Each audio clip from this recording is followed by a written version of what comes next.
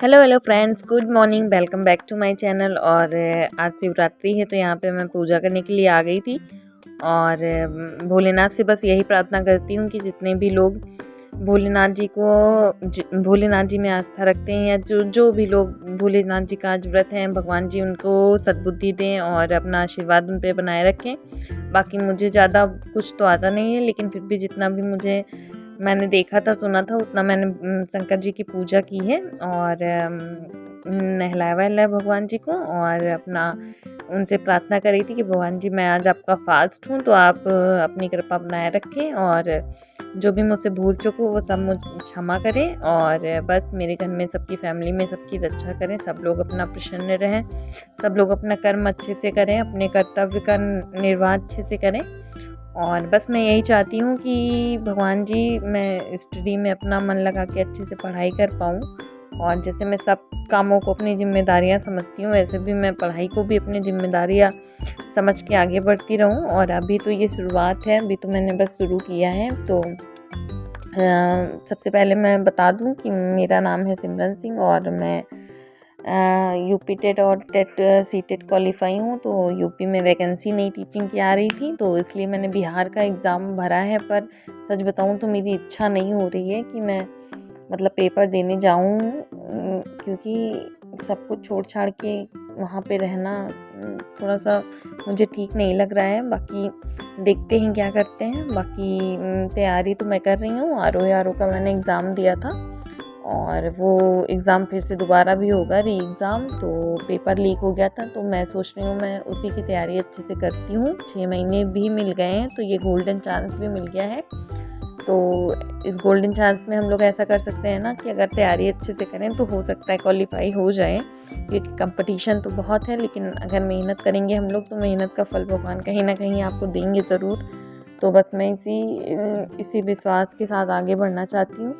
और जो भी लोग मेरी जैसे हाउसवाइफ हैं और जो भी तैयारी कर रही हैं, तो मैं बस उनको यही बताना चाहती हूँ कि आप भी ऐसी मेहनत करते रहिए। क्योंकि जब ऐसा होता है ना कि जब हम लोग तैयारी कर रहे होते हैं या पढ़ रहे होते हैं, तो बहुत सारे लोग ये सोचते हैं कि हाँ, दिन भर पढ़ती रहती हैं, कोई काम नहीं है, ये है वो है, होगा नहीं होगा। तो बाकी ये सब तो ज़िंदगी में चलता रहता है। दूसरों की बातों पे अगर हम लोग ध्यान देंगे तो फिर बहुत पीछे हो जाए। यहाँ देखिए, छोटे छोटे बच्चे अपना भगवान जी की पूजा करने आए थे, तो मैंने इनका वीडियो बना लिया है, आप लोग के भी साथ शेयर कर रही हूँ। देखिए कैसे फ़ोटो खिंचाने में कितना अच्छे से खड़े हो गए हैं सब।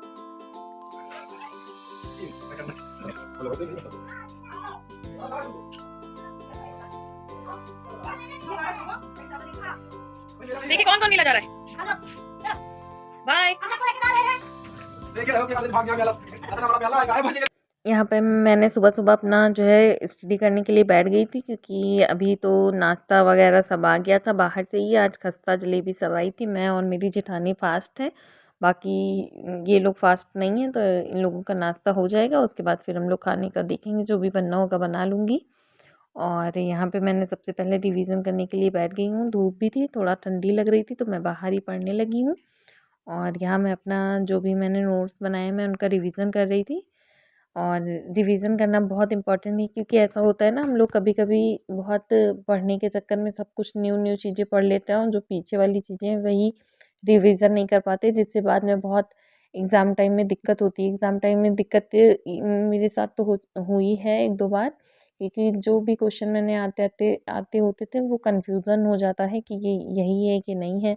जैसे मैंने बायोलॉजी पढ़ी है एक बार, उसके बाद फिर मैंने दोबारा उसको रिवीज़न नहीं किया, तो बायोलॉजी के क्वेश्चन में और बाकी जैसे आंदोलन वगैरह हैं उनमें बहुत कन्फ्यूज़न हो जाता है कभी। इसलिए मैं ज़्यादातर जितना भी पढ़ती हूँ उससे ज़्यादा मैं 2-3 बार उसको रिवीज़न ज़रूर कर लेती हूँ, कि कम से कम जो चीज़ मुझे सरल लग रही हैं, आती हैं, वो मैं गलत ना करूँ।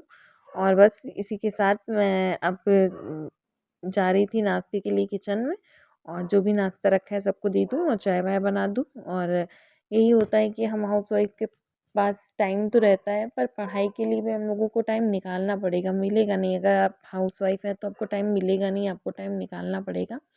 तो जो भी मेरे पास छोटे छोटे टुकड़ों में टाइम होता है मैं वो निकाल लेती हूँ। बाकी इस टाइम तो सब लोग हैं, वरना कोई घर पे रहता नहीं, तो मैक्सिमम टाइम मिल जाता है। पढ़ाई के लिए ही। और आज मेला तो इसलिए सब लोग बच्चों की भी छुट्टी थी, मेरी जेठ जेठानी सब लोग आ गए हैं।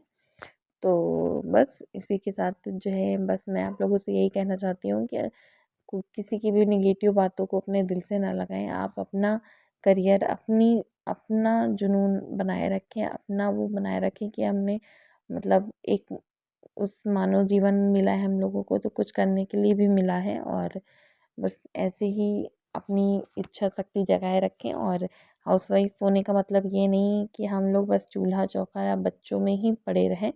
अगर हम लोग अपने लिए थोड़ा सा भी समय निकालते हैं और थोड़े से समय में थोड़ी थोड़ी भी मेहनत कर पाते हैं, तो एक दिन ये बहुत बड़ी हो जाएगी। और जब हम लोग खुद के लिए खड़े होंगे ना, तब भी दूसरे हमारे लिए भी खड़े होंगे। क्योंकि ऐसा होता है, जब तक हम खुद के लिए स्टैंड नहीं लेंगे, तब तक कोई हमारा साथ नहीं देगा। तो बस इन्हीं सब बातों के साथ मैं अपना ब्लॉग समाप्त करती हूँ। और अगर आपको ब्लॉग अच्छा लगा हो तो प्लीज़ लाइक करें, सब्सक्राइब करें। Thank you.